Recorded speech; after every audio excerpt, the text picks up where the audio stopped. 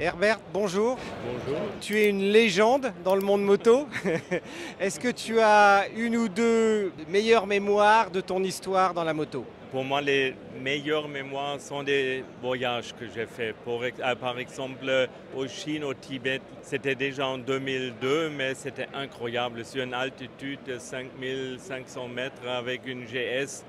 Et c'était la première fois que les motos vraiment n'ont pas eu des problèmes dans cette altitude. Et même j'ai eu des problèmes avec des crevaisons, beaucoup de problèmes, mais toujours une solution. Et pour moi, c'était quelque chose de très différent de tous les autres voyages. J'ai bien gardé cette mémoire. Quand on prépare un voyage, à quoi il est important de penser quand il s'agit d'équipement? Et pour moi, il faut réfléchir quand on prend beaucoup de poids. Ça veut dire, moi, j'ai deux petits sacoches. J'ai toujours tous dedans, mais avec les motos, aujourd'hui, il ne faut plus des pièces détachées. Ça, il ne faut plus peut-être des petits trucs, un peu de l'huile, un peu des vis, mais rien d'autre. Et quand on choisit un produit, un équipement moto, tu as travaillé aussi pour Touratech dans ton histoire. Mais aujourd'hui, tu es chez Wunderlich. Qu'est-ce qui fait la différence entre les produits et qu'est-ce qui va faire que tu vas choisir plutôt une sacoche dans une marque et une autre sacoche dans une autre marque? Ah oui, la différence entre Touratech et Wunderlich, c'était Touratech, nous avons développé des produits vraiment pour faire le tour du monde. Et chez Wunderlich, c'était pour modifier la moto, qu'elle est plus belle et un peu des produits un peu, oui, chouettes. Mais ça a changé. Touratech ne fait plus de développement. Ils font probablement que des produits pour BM, pour la marque BM, et pas pour les clients directs. Et pour nous, on fait des produits qui sont plus pour le tour du monde maintenant. Aventure, même pour les autres motos, la R18, les K16 sont bien sûr des autres produits, mais sont durs. Il y a une, comment est-ce qu'on peut dire, une fonction. C'est pas seulement chouette, seulement bling bling, non, c'est une fonction dedans. Et quand on développe des produits, qu'est-ce qui est le plus compliqué dans le développement?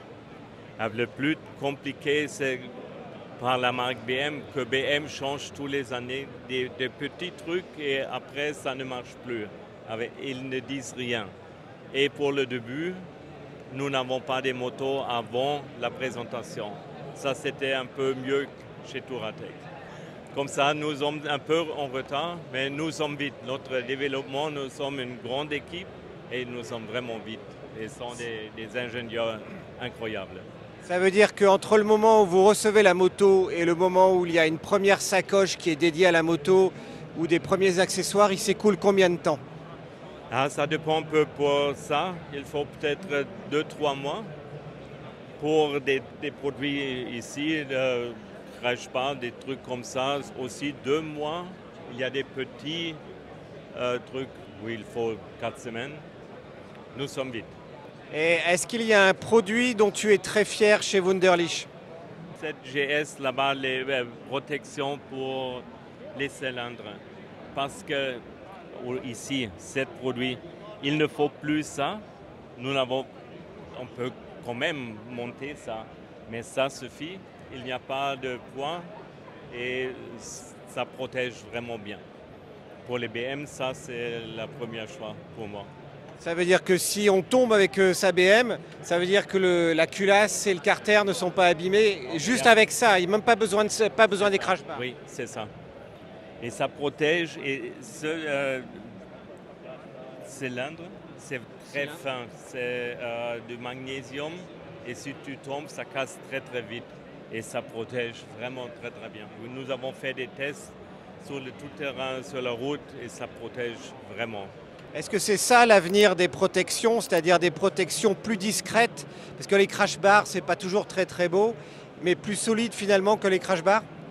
Je crois oui, c'est le futur. Merci Herbert. Merci bien.